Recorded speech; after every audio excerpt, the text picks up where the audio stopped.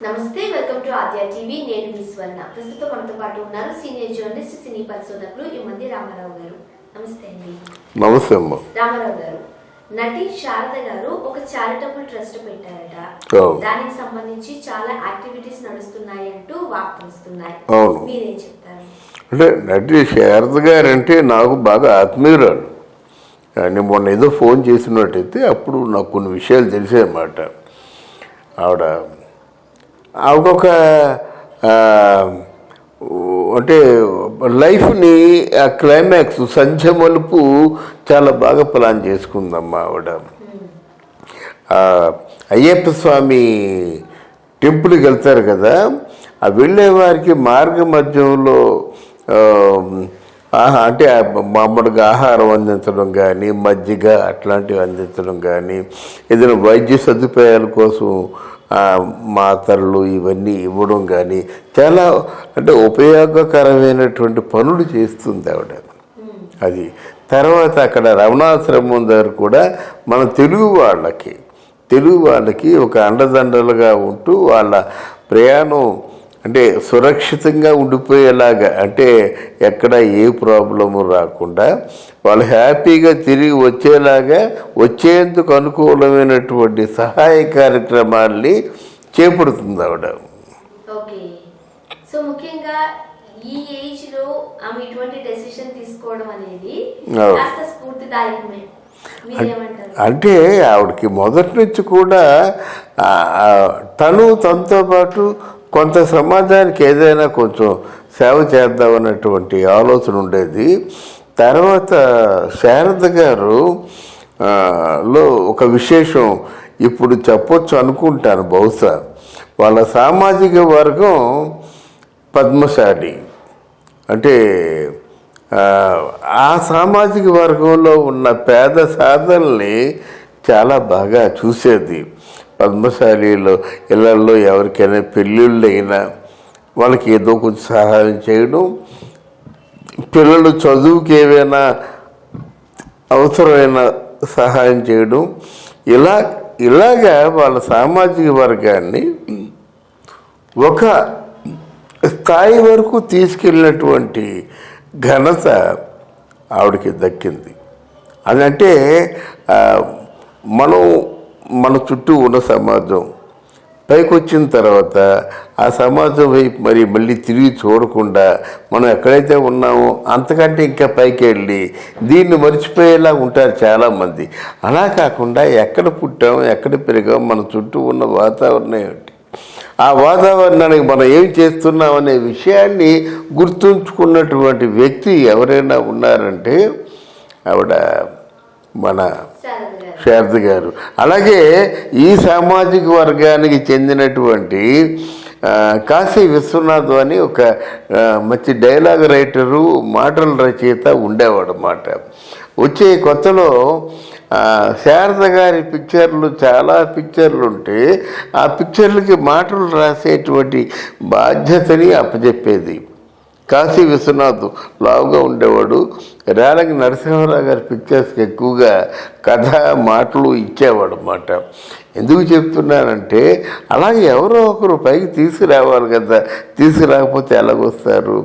అట్లాంటి కార్యక్రమాల్ని ఆవిడ చేపట్టింది. ఆల్మోస్ట్ ఆంధ్రదేశంలో ఉన్నటువంటి ఆ సామాజిక వర్గానికి చెందిన ప్రతి చోటికి వెళ్ళి తనకు తోచింది సహాయం చేసిందన్నమాట. అంటే అమ్మ బిల్డింగ్ కట్టుకుంటామమ్మా, మనకి కమ్యూనిటీ హాల్ లేదు అంటే కమ్యూనిటీ హాలు. అమ్మ ఇక్కడ ఈ సంవత్సరం ఒక 50 పెళ్ళిళ్ళు ఎక్స్పెక్ట్ చేస్తున్నాం, 50 పెళ్ళిళ్ళకి ఇన్ని తాలిబొట్లు ఇస్తాం, మీ వంతు ఒక 5 తాలిబొట్లు.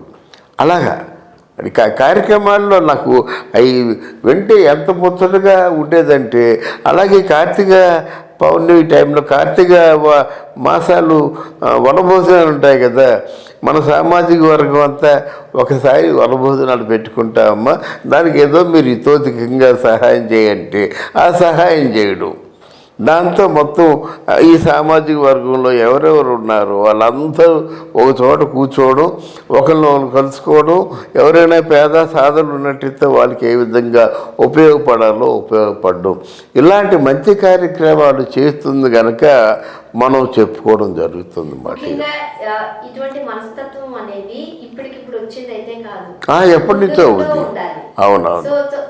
సో తన కెరీర్ బాగున్నప్పటి నుండి ఎలా ఉండేవారు, ఎటువంటి సహాయ సహకారాలు అందించేవారు, అండ్ ఆమె ప్రస్థానం గురించి చెప్తారా, శారద గారి ప్రస్థానం గురించి? అంటే శారద గారు మొదట్లో అంటే గిడుతూరు సూర్యం గారు అని ఆయన కూడా శారద గారి సామాజిక వర్గానికి చెందినవాడే. ఆయన తీసుకొచ్చాడు. ఆవిడ పేరు సరస్వతి అన్నమాట. అంటే సరస్వతి ఒకటి. నాకు శారద గారు ఇంకొక విధంగా కూడా ఫ్రెండ్. నా ఫ్రెండ్ ఇక్కడ కేవి కృష్ణకుమార్ ఉంది. శారద గారు, కేవి కృష్ణకుమార్ గారు ఇద్దరు క్లాస్మేట్స్ తెనాల్లో. ఆ విధంగా కూడా ఫ్రెండ్ అన్నమాట. ఈవిడ మొదటి నుంచి ఎలా ఉండేదంటే లక్కీగా హీరోయిన్ అయిపోయిందమ్మా. కామెడీ సినిమాల్లో చేస్తుండేది అన్నమాట. ఇద్దరు మిత్రుల్లో పద్మనాభం అక్కడ కామెడీ చిన్న కామెడీ క్యారెక్టర్లు చేసిన వ్యక్తి మలయాళం సినిమాల్లో మన తెలుగులో అవకాశాలు రాక మలయాళ చిత్రాల్లో అవకాశం వచ్చి తులాభారం అనే ఒక సినిమాలో యాక్ట్ చేసింది. ఆ తులాభారం అనే సినిమాయే మన తెలుగులో మనుషులు మారాలి. తులాభారం అనే సినిమా మనుషులు మారాలన్నమాట. ఎప్పుడైతే తులాభారాన్ని తెలుగులో యాక్ట్ చేసిందో ఇంకా అక్కడి నుంచి మనుషులు మారాలి, అక్కడి నుంచి ఆవిడకి పేరు ఊర్వశి అవార్డు రావడమే కాకుండా పేరు మారుమ్రోగిపోయిందన్నమాట. అప్పుడు మన తెలుగు ఇండస్ట్రీకి ఏంటంటే బయట రచ్చ గెలిస్తే కానీ ఎంట గెలవనవరు కదా. అప్పుడు మా శారద అని చెప్పేసి అందరూ పట్టుకున్నారన్నమాట. అప్పుడే విశ్వనాథ్ గారు శారద అనే సినిమా తీశాడు. అంటే క్రాంతి కుమారు, హనుమాన్ ప్రసాద్ వీళ్ళందరూ ఇంకెవరు ముఖర్జీ చాటర్జీ వీళ్ళు ముగ్గురు కలిసి ఒక ప్రొడ్యూసర్గా అంటే ఒక సినిమాకి బ్యానరు అంటే నిర్మాతలుగా ఉంటూ శారద అనే సినిమాని మన కాకినాడ దగ్గర యానం దగ్గర మొత్తం అంతా కాకినాడ రేవు యానం రేవు అదే ఉంటుంది. ఆ యానంలో తీశారు సినిమా. నేను అప్పుడు BA లెక్చర్ చదువుతున్నాను. అక్కడ తీశారన్నమాట. ఆ శారద సినిమా ఎంత గొప్పగా ఆడిందంటే మొత్తం ఆ తెలుగు తెర అంటే ఒక సరికొత్త హీరోయిన్ని చూసింది. అప్పుడు ప్రతి ఒక్కరు కూడా అభిమానులందరికీ పేరున కూడా ఉత్తరాలు రాసేది శారద గారు అన్నమాట. నేను మీరు ఆదరించినందుకు మీకు ధన్యవాదాలు అని చెప్పి ఉత్తరాలు రాసేదన్నమాట. తర్వాత మొదటి నుంచి కూడా తను ఎంత ఉన్నత స్థితికి వెళ్ళినప్పుడు కూడా నలుగురితో ఉండడం మంచి మర్యాద. ముఖ్యంగా శారద గారిలో ఉన్నది గొప్ప గుణం ఏంటంటే మర్యాదగా ఉంటుంది, మన్నన ఉంటుంది, పద్ధతి. లేకపోతే నాకు ఫోన్ చేసి మాట్లాడవలసిన అవసరం లేదు కదా. ఆవిడ ఫోన్ చేసినట్టయితే నాకు ఒంట్లో బాగాలేదు, అప్పుడేదో ఒంట్లో బాగాలేదు అన్నమాట. 4-5 సార్లు ఫోన్ చేసి మీకు సారీ డిస్టర్బ్ చేస్తున్నానా అని చెప్పి మాట్లాడి తర్వాత మళ్ళీ మాట్లాడతాను నేను అని చెప్పేసి అలాగా టైం తీసుకొని మాట్లాడి ఎప్పటి వరకు నన్ను ఆదరించవలసిన అవసరం లేదు.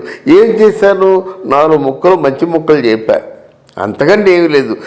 ఇలాగే ఇప్పుడు శారద గారి గురించి చెప్పినట్టే ఇలా 4 మంచి ముక్కలు చెప్పా. దానికోసం ఫోన్ చేసి ఒక గంట మాట్లాడితే కానీ ఆవిడకి అంటే తృప్తిగా లేదన్నమాట. అంటే ఏమిటి, గ్రాటిట్యూడ్, వ్యక్తుల పట్ల కృతజ్ఞత భావం ఆవిడకు ఉంది. తర్వాత శోభన్ బాబుని చాలా బాగా లైక్ చేసేది. ఎందుకంటే శోభన్ బాబు ఆవిడ మైండ్కి తగ్గ వ్యక్తి. ఆవిడ ఎలాగైతే కొంచెం సిగ్గు అంతా ఉండేది శారద గారికి. ఈ జయసుధ వీళ్ళలాగా కొట్టేవాళ్ళు కాదు. జయసూర్యుడు అంటే అనేది మాట, అట్లాంటి భావన. శారద అలా కాదు, చక్కగా కూర్చొని ఆయన చెప్తున్న మాట్లాడి వినేది. ఎక్కువ సినిమాల్లో చేసేది అన్నమాట.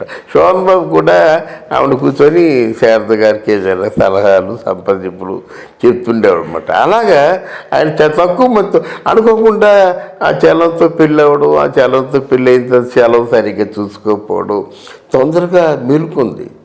లేకపోతే ఈవిడ కూడా అమ్మో చాలా ప్రమాదంలో ఇరుక్కునేది. అలా కాకుండా మన ఫ్రైడే తను ఆయన కోసం అంటే జీవితంలో ఏ నిర్ణయం తీసుకున్నప్పుడు కూడా తెలివైన నిర్ణయం తీసుకుంది. అందుకే ఇప్పుడు క్లైమాక్స్లో కూడా సామాజిక సేవే అనే ఒక నిర్ణయం తీసుకొని తగినంత తృప్తిని పొందుతుంది. Thank you so much. Thank you అమ్మా, థ్యాంక్ యూ అమ్మా.